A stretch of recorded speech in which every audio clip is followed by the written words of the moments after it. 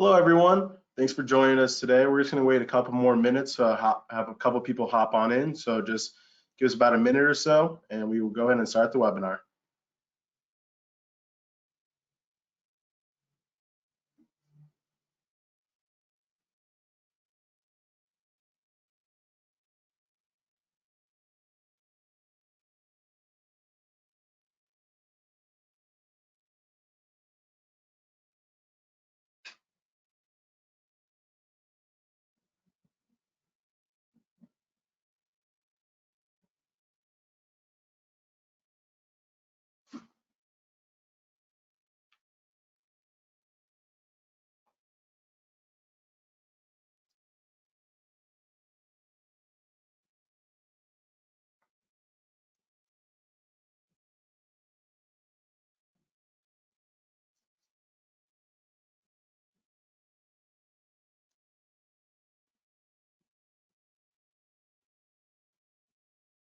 All right. Hello, everyone, again. Thanks for joining us today.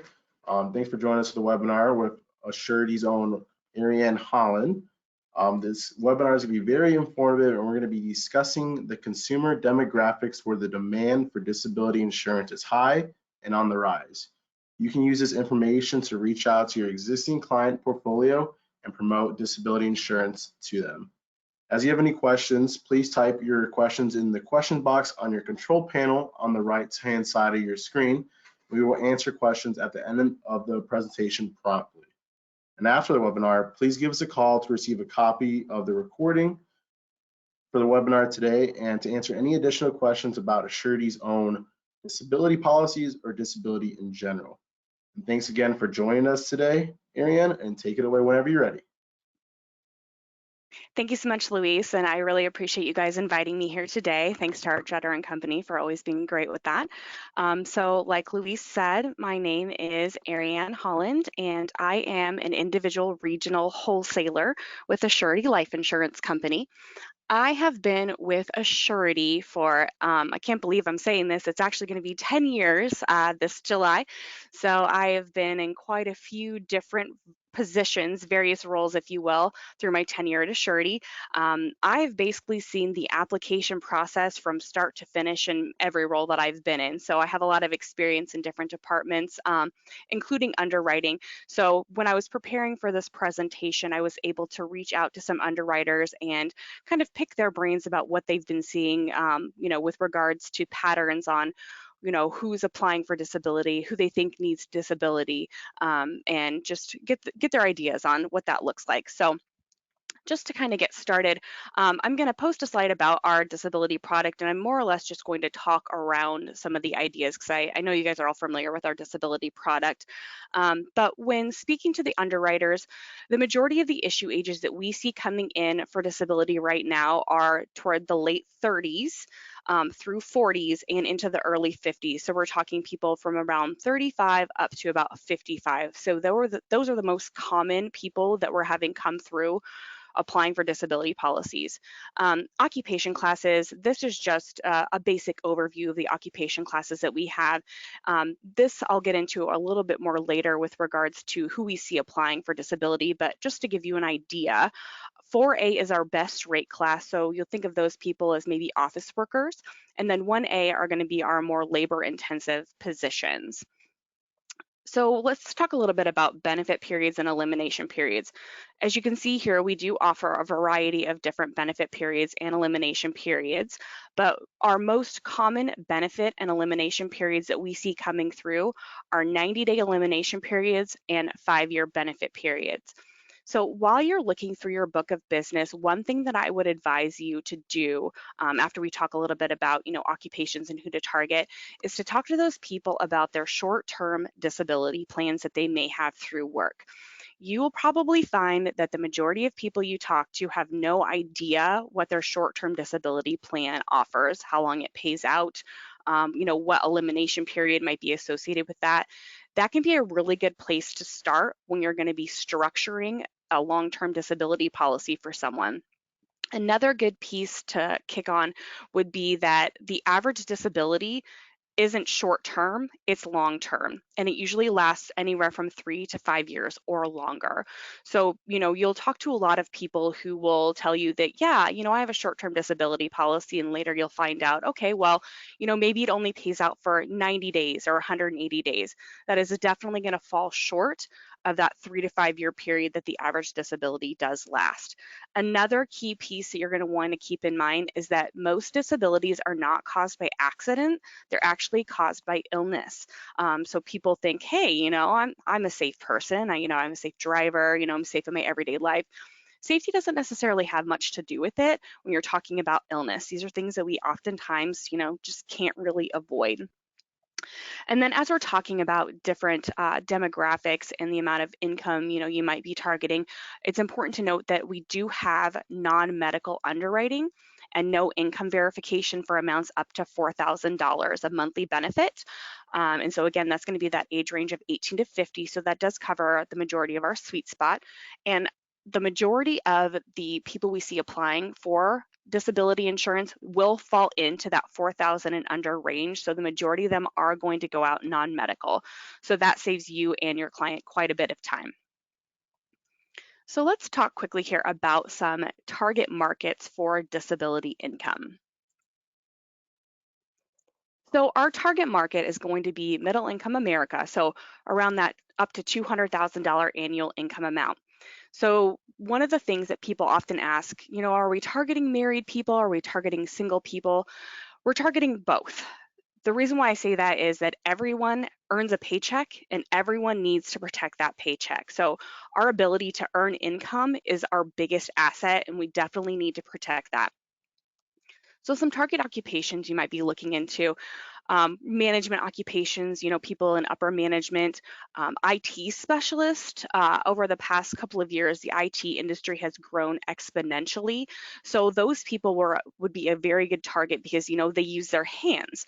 They're working with their hands every day, typing. If they become disabled and unable to do that, they definitely need to protect that. Real estate agents. So recall earlier when I was talking about our different occupation classes, 4A is going to apply to real estate agents. Now, when you're looking at other companies, that oftentimes isn't the case. We give real estate agents the top occupation class regardless. So that's a really good selling point. Another group that we do cover is chiropractors. A lot of industries or members of the industry pulled out of covering chiropractors, but we will cover chiropractors. They tend to end up in that 1A occupation class. We also will cover contractors as well.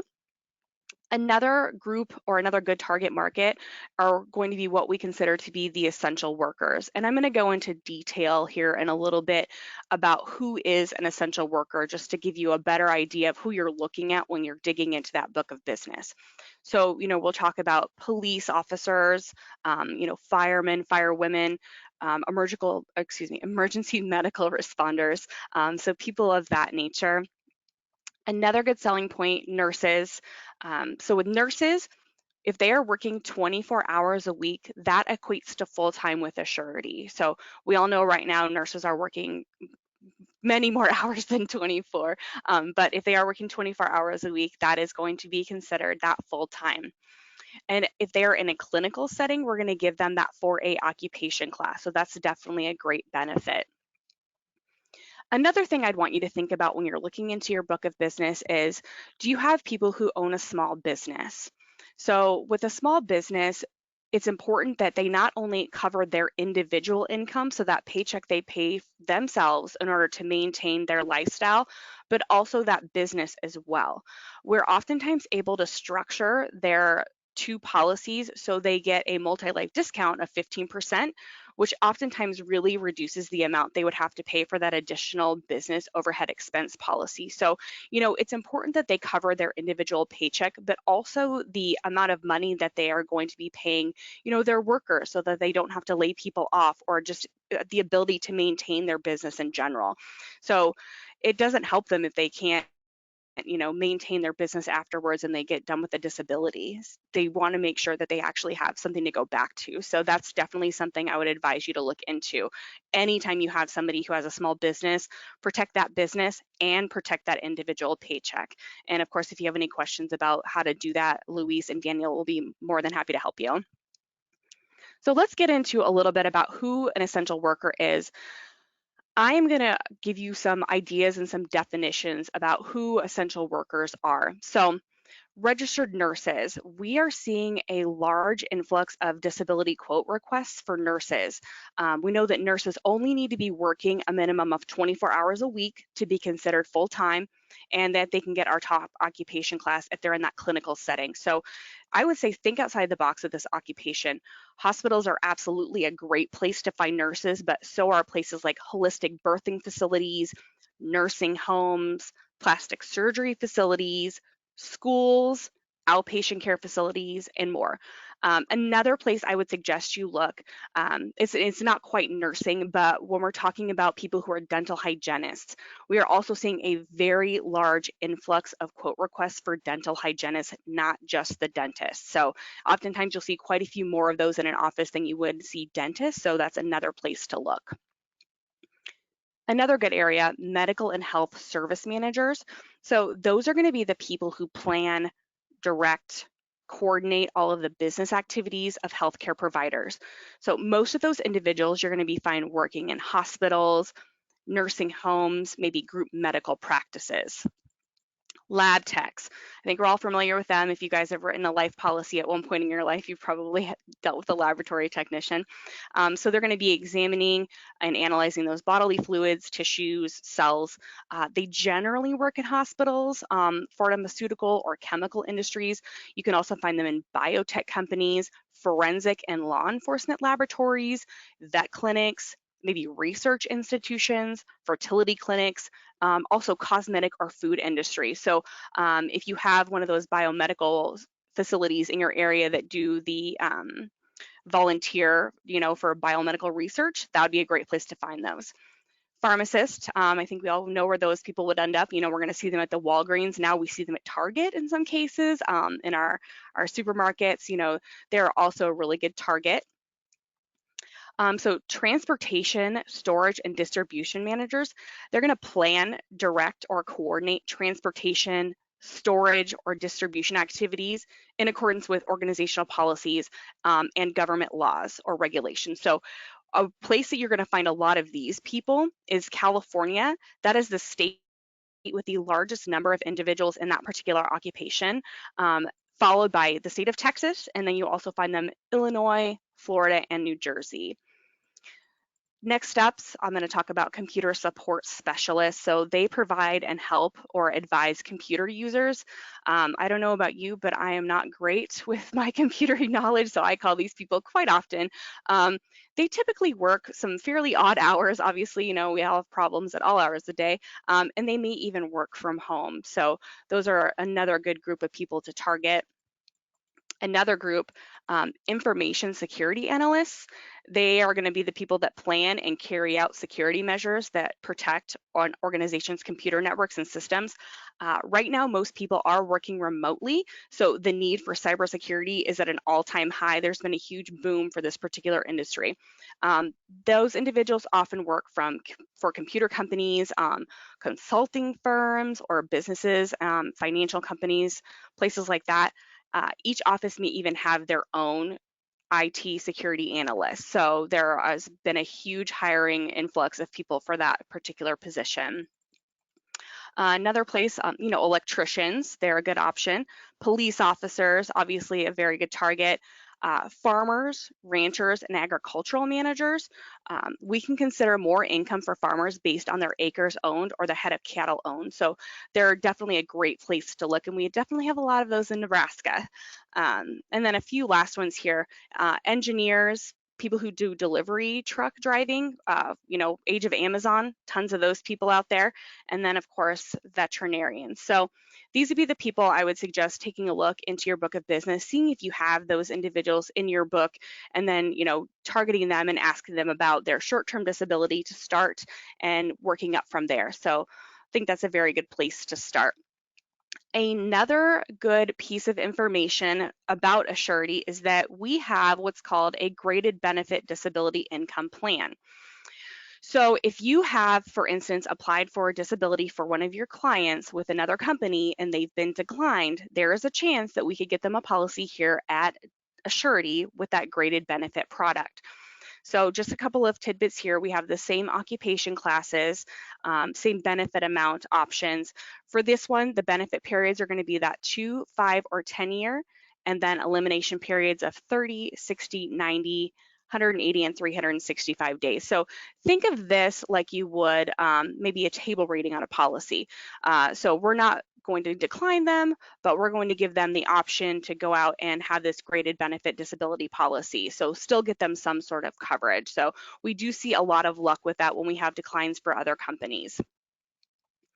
So with that, I will go ahead and pass that on over back to Luis. Again, this is just a few tidbits of information that we see coming through for a surety, and just to give you a few ideas of places that you can start your look when you're looking to provide disability insurance for individuals. And of course, if you need any assistance, Luis and Daniel can always help you out. Perfect. Thanks, Ariane. One question that I did see was, how do you guys determine the monthly benefit for all these potential essential workers or clients in our booklets already? Yeah, absolutely. So basically what we do is we'll ask you to give us either their net or gross income, depending on whether or not they're self-employed or if they're a W-2 worker. And what we do is we analyze that and we give them 60% of that benefit amount. So our illustration software actually calculates that amount for us. It makes it easy. I'm not much of a math person myself. So, but yeah, if you talk to Luis or Daniel, they can get that amount from you and run an illustration based on that amount, because it automatically does it for you in that illustration software. But as a rule, 60%. Perfect. Thank you. And let's see, there's any other questions? Other than that, thanks for everyone for joining us today. And thank you, Ariane, for all that great information about the demand for disability and how to potential market your booklet, your current customers at the moment right now. And if you guys have any other questions, please give us a call or send us an email to di@jetter.com for any additional questions, the webinar recording, or illustrations for potential clients you might have. Our own personal phone number is 1-800-228-0008. My personal extension is 1021, and Daniel Mackins is 1003. Thanks again, everyone. I hope you guys have a great rest of your day.